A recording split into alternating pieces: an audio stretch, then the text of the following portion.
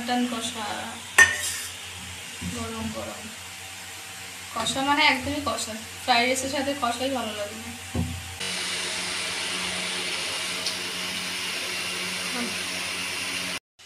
Hello বন্ধুরা, তো আজকে দুপুরে আমি কি স্পেশাল রান্না করলাম তার এই ভিডিওটা তোমাদের সাথে শেয়ার করছি। তো আজকে আমি দুপুরে রান্না করেছিলাম ফ্রাইড রাইস আর মাটন কষা।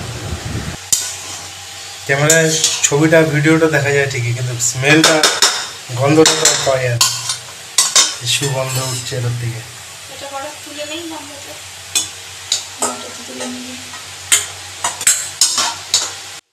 তো আজকে আমি বরের আবদারে কিন্তু এই ফ্রাইড রাইস আর মাটন করেছি, কারণ আমিও কিছুদিন বাড়িতে থাকবো না আর ও থাকবো না, মানে আমি আমার বাড়িতে যাব আর ও কাজের জন্য বাইরে যাবে। তো ভাবলাম তার আগে কিছু স্পেশাল রান্নাবান্না হয়ে যাক।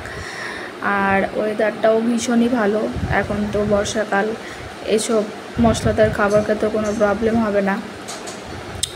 আর একটা বিশেষ কারণ হলো বরদের মন জয় করার একটা কার্যকরী উপায় হলো ভালো ভালো রান্না করে খাওয়ানো।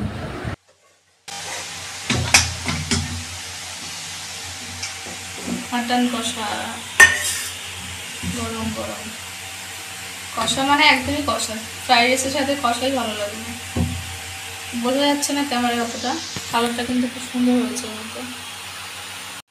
তো একটুও বানিয়ে বানিয়ে বলছি না, ফ্রাইড রাইস আর মটন দুটোই কিন্তু খেতে দুর্দান্ত হয়েছিল। কখনো কখনো তো আমি নিজের হাতকেই বিশ্বাস করতে পারি না যে আমি এত ভালো রান্না করতে পারি, সত্যি তাই।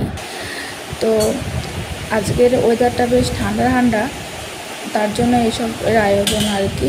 তো এবার বরকে বেড়ে খেতে দিয়ে দিই, তারপর না হয় আমি খাবো। আসলে কি, যে কোনো জিনিসই চর্চার মধ্যে থাকলে কিন্তু সেটা ভালোই হয়। আসলে রোজ দিন এত রান্না করি, রান্না করতে করতে এখন এক্সপার্ট হয়ে গেছি, তাই এখন বেশ ভালো ভালোই রান্না করতে পারি। আর আমার বড়ও কিন্তু একটু ভোজন রসিক, তাই আমার রান্না করতেও ভালো লাগে। আর আরেকটা কথা না বললেই নয়, আমি যেমনই রান্না করি না কেন প্রতিদিন তো আর একই রকম সুস্বাদু রান্না হয় না, কিছু কিছু দিন 19-20 হয়ে যায়। তবুও কিন্তু ও সবসময় আমাকে উৎসাহ দেয়, বলে না খুব ভালো হয়েছে খেতে। কি লোভনীয় হয়েছে না রান্নাটা দেখতে, খেতেও কিন্তু সত্যি সত্যি ভালো হয়েছিল।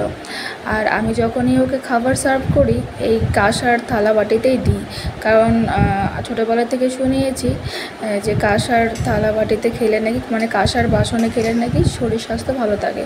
আর এখন তো মানে এত আর্টিফিশিয়ালের যুগ, আমরা সব মানে স্টিল কাঁসার এসব জিনিস ব্যবহারই করতে চাই না, প্লাস্টিক তারপর এসবে ভরে গেছে।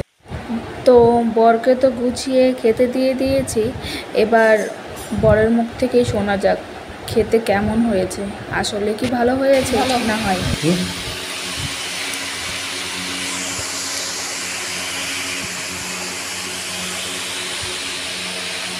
ফ্রাইড রাইসটা পুরোটাই ঘিয়ে করা, সাদা তেল তো আমরা খাই না, ওই একদিন ঘি খাওয়াই যায়। মাংসটা খেয়েছো? মাংসটা কেমন হয়েছে?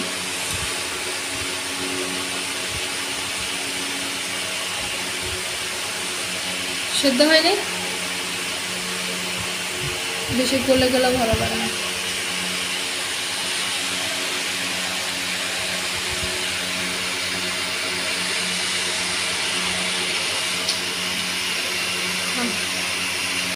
তো আজকের এই ছোট্ট ভিডিওটা তোমাদের কেমন লাগলো অবশ্যই কমেন্টে জানিও, আর পেজটাকে ফলো করে তো চ্যানেলটাকে সাবস্ক্রাইব করে দিও। টাটা।